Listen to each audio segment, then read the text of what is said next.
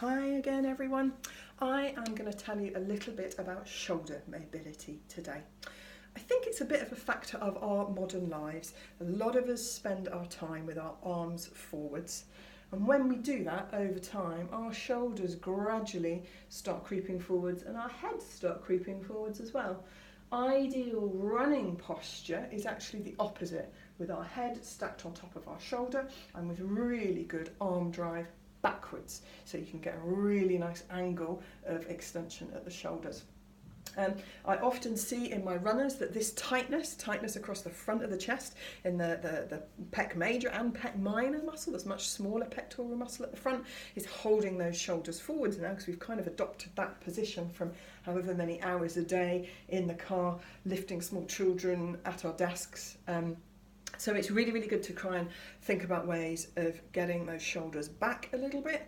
Helps with upper back and neck pain, as well as being really good for running, because we can get that excellent backward arm drive and a little bit of extra speed in our run.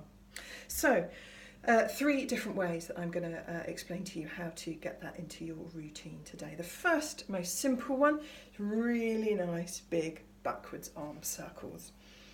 You might be able to hover at this point here and go, oh, I feel a little bit of tightness. And this is a great way to do a bit of a warm-up. So you can do these whilst running, you can do this before you go out the house, warms up the shoulders and the muscles in the arms, and also gets our shoulders moving backwards a little bit. Another nice stretch is to put one hand on either side of that low back and then just gently trying to squeeze the elbows together. I have very, very flexible shoulders, by the way, so if you can't reach the extent of these stretches, don't panic. Hold that for 10 or 15 seconds. You should feel a gentle stretch across the front of the chest and a little bit of an engagement here, kind of almost a strength activation exercise for the muscles between your shoulder blades that hold the shoulders back in that position. Third and final one to try, and this is ideally something you maybe do around the house, around the office, when you get out your car after a long drive, any time after you've spent a long time in that kind of arms forward, shoulders rounded position. And that's a really slow, deliberate shoulder roll. So we want to lift the shoulders up as far as they can comfortably go. In that upward position, back as far as is comfortable. And then from here, visualise sliding your shoulder blades down the back of your rib cage.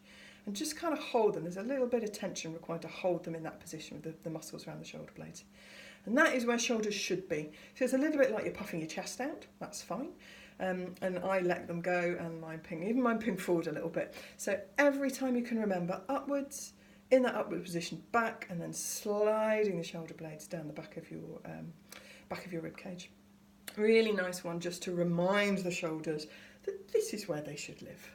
It's also a great way if you ever feel towards the end of a race, you're getting a bit fatigued.